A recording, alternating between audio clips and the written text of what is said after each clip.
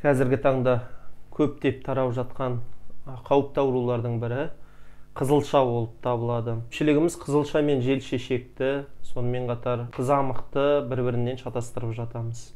Айырмашылықтары қандай? Қызылша кезінде қандай ем қолданылады? Барлығы толыққанды айтылады. Осы видеоны аяғына дейін көріңіздер. Қызылша дегеніміз біздерде орысшасы кор деп аталады. Краснуханың қазақшасы біздерде қызамық деп аталады. Ветрянка қазақшасы желшешек деп аталады. Олардың әрқайсысы әртүрлі вирустар, яғни бөлек-бөлек аурулар. Бүгін біздер қызылша туралы айтатын боламыз. Қызылша кімдерге қауіпті? Қызылша кішкентай балдарға, сонымен қатар жүкті әйелдерге өте қауіпті. Әсіресе вакцина алмаған болса, қаупі жоғары ауру болып табылады. Егер дер кезінде емдемесе, иммунитеті нашар болса, асқынулары оның пневмонияға алып келуі мүмкін, сонымен қатар бастың ісігіне дейін алып келеді. Яғни бастағы энцефалопатияға дейін алып келеді. Реанимацияға түсіп, балаңыз өлімге дейін алып кетуі мүмкін. Қызылша несімен қауіпті? Қызылша өте жұқпалы ауру болып есептелінеді.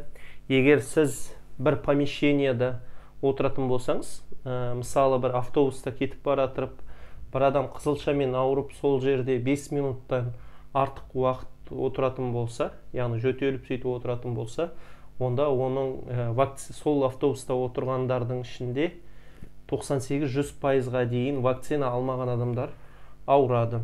Қызылша бірден шықпайды. Қызылшаның инкубациялық периоды болады, яғни жасырын кезеңі болады. Қызылша 7 мен 21 күннен кейін шығуы мүмкін. Қызылша жалпы 3 кезеңнен өтеді. Бірінші катаральды кезеңі, яғни катаральды кезеңі, екінші бөртпелердің шығу кезеңі, үшінші бөртпелердің айығу кезеңі деп 3-ке бөліп қарастырсақ болады. Катаральды кезеңінде қызылшада әртүрлі ауру сияқты болып көрінуі мүмкін. Көздегі конъюнктивит, көздің іріңдеуі, сонымен қатар мұрынның ағуы, әртүрлі жөтелдер, температураның жоғарылауы осы қызылшаға тән белгілер болып есептелінеді.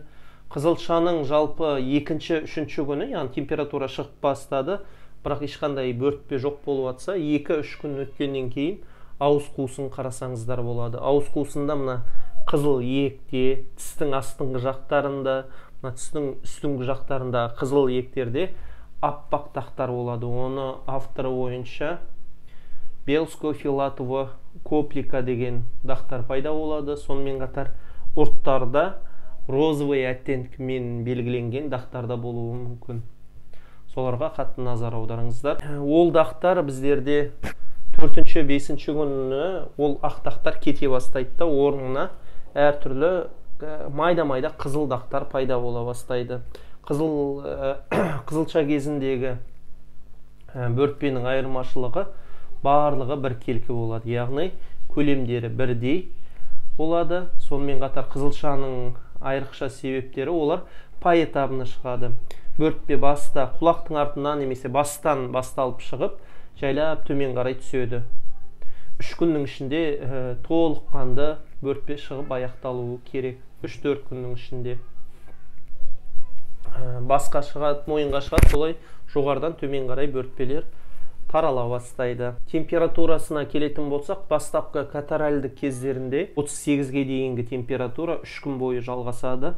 Ал қалай біздерде қызылшаның бөртпелері, қызылша бөртпелері қалай пайда болады? Сол кезде өте жоғары температура пайда болады. 39-40 градусқа дейінгі температура көтерілуі мүмкін.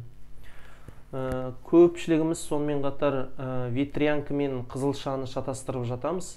Осылардың бірнеше айырмашылығына тоқтала кетейік. Ең бірінші айырмашылығы бөртпесінде. Қызылшаның бөртпесі поэтапны тарайды, яғни бірінші бастан кейін кеуде солай жай-жай жоғардан төмен қарай тарайды. Сонымен қатар бөртпе бірден шықпайды. Оның алдында адам ауыра бастайды, яғни жөтелуі мүмкін, мұрыннан су ағуы мүмкін, көздің бұлшықтануы мүмкін, температурасының көтерілуі мүмкін. Яғни осылай адам ауыру жүріп 4-5 күндері қызылшаның бөртпелері шыға бастайды. Ал ветрянка кезінде бөртпе бір күннің ішінде шығып кетеді және түгел аймаққа тарап кетеді. ол бас, құлақ деп отырмайды. Түгел жерге бірден тарайды. Бөртпе деген кез келген жерге шығуы мүмкін. Екінші айырмашылығы бөртпелердің көлемінде. Қызылша кезінде көлемі кішкене 5 мм-ге дейінгі бөртпелер болатын болса, ал ветрянка кезінде 5 мм-ден 20 мм-ге дейінгі бөртпелер болады.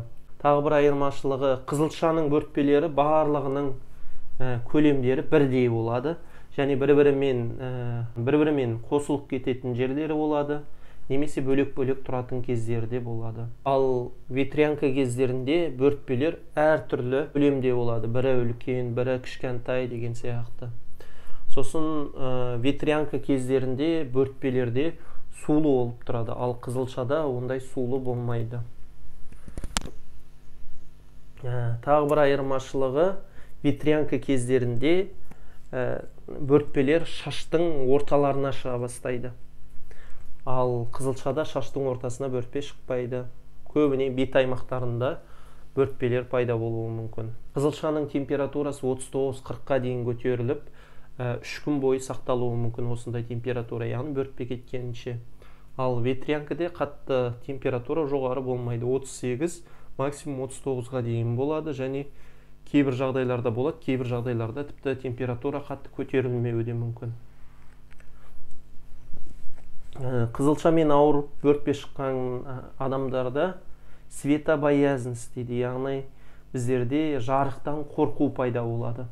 Қызылша кезінде жарық түскен кезде жарықтан қорқу пайда бола бастайды.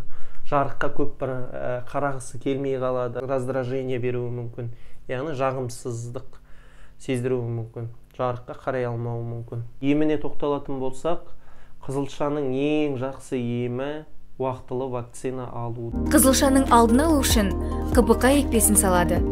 Ол сондай-ақ қызамық пен паротиттен де қорғайды. Жүкті кезде қызылша жұқтырса, түсік болып, немесе түрлі патологиясы бар бала өмірге келуі мүмкін. Ал паротит болса, менингит, энцефалит, саңырау құлақ, ерлердің белсіздігіне әкеліп соғуы мүмкін. КПК туралы білуіңіз керек бірінші нәрсе, ол тірі вакцина. Сондықтан кей адамдарға оның қарсы көрсетілімдері болады. Екіншісі, оның баяу жанама әсерлері болуы мүмкін. Десек те, инфекцияның салдарымен салыстырғанда айтарлықтай төмен. Үшіншісі, оны балаға 2 рет салады. Алдымен 12-15 айында, сосын 6 жасында. Ендеше, сіздің таңдауыңыз ауру ма, әлде вакцина ма?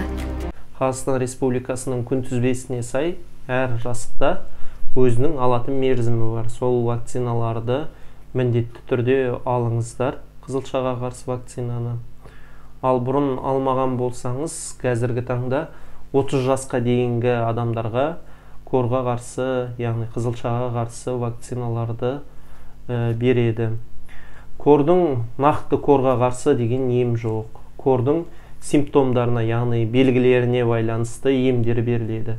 Егер сізде көзіңіздің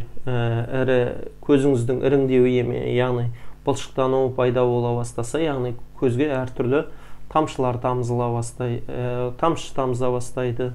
Егер мұрындары бітеліп, немесе мұрындары аға беретін болса, оған аквамарис немесе тұзды су ертіндісі физраствормен шаю арқылы солай жүргізсе болады. Ал жөтел болатын болса, ауыз қуыстарды міндетті түрде кемінде 10-15 ретке дейін шайыңыздар. Үйіңізде біреу қызылшамен ауыратын болса, басқа адамдарға да ауыз қуысын шаю міндетті болып есептенеді. Яғни жұқтырмау үшін, профилактика үшін, яғни алдын алу үшін де солай ауыз қуыстарын шайыңыздар. Ауыз қуысын шаясыздар, және жөтел құрғақ болып жатса, мына кетіру мақсатында спрейлерді қолданасыздар. Спрей сіздің ауыз қуысын шайған жеріңізге жетпеген жерлерге, яғни тамақтарға себуге арналған спрейлер болады. Спрей адамның жасына байланысты бөлініп отырады. Яғни кішкентай балдарға болатын спрей болады, үлкен адамдарға арналған спрей болады. Сонымен қатар біздерде жүкті әйелдерге арналған спрейлер бар. Сол қай топқа жатасыз, соған байланысты спрейлерді қолданғандарыңыз дұрыс. Айта кететін жайт, егер сіз ересек адам болатын болсаңыздар, құрамында йоды бар спрейлерді қолданыңыздар. Олар бактерия, вирус басқаларды 90%-ға дейін жақсы өлтіре алады. Басқа спрейлерге қарағанда 90%-ға дейін жақсы өлтіреді. Егер сізде температура болатын болса, температураны парацетамол арқылы түсірсеңіздер болады. Парацетамол әр дене салмағына 10 миллиграмм бересіз. Яғни сіздің балаңыз егер 10 килограмм болатын болса, 10-ды 10-ға көбейтесіз де 100 миллиграммдағы парацетамолды берсеңіздер болады. Бей жатса, парацетамол мен ибупрофенді немесе ибуфенді чередовать етіп, яғни кезекпе-кезек берсеңіздер болады. Сол кезде температура жақсы түсетін болады.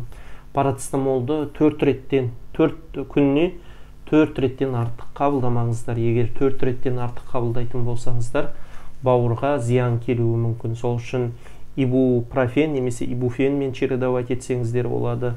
Немесе де басқа әртүрлі температураны түсіретін дәрілерді қолдансаңыздар болады. Егер ыстық көрген кезде баланың қолдары қатты ыстық болып атса, жай бөлме температурасындағы суға матаны малып, оны сырқып, яғни су ызғарлы қылып, беттерін жайлап тек сүртіп шықсаңыздар болады. Яғни ол дене температурасын түсіруге арналған. Инстаграм желілерде келіп жатқан комментариялардың ішінде вакцина алған адам ауыруы мүмкін ба деген сияқты сұрақтар болып жатыр. Яғни бір рет ауырған адам екінші рет ауырама деген. Жалпы вакцинаны алған адамдар, ауырып шыққан адамдарда өте жақсы иммунитет қалыптасады. Олардың ауру жұқтыруы өте сирек жағдайда кездеседі. Тіпті ауырған күннің өзінде де оларда жеңіл өтеді. Көпшілігі жеңіл өтті дегенді түсінбеуі мүмкін. Яғни үйде температура көтеріліп, солай ауыр өтті деуі мүмкін. Ол сізде жеңіл өткен. Егер біздерде қызылша ауыр түрде өтетін болса, онда адам реанимацияға дейін түсіп қалады. Бауырдың, бүйректің жеткіліксіздіктері пайда болуы мүмкін осы қызылшаның кесірінен. Пайдалы медициналық ақпараттар үшін менің YouTube парақшама жазылып кетуді ұмытпаңыздар.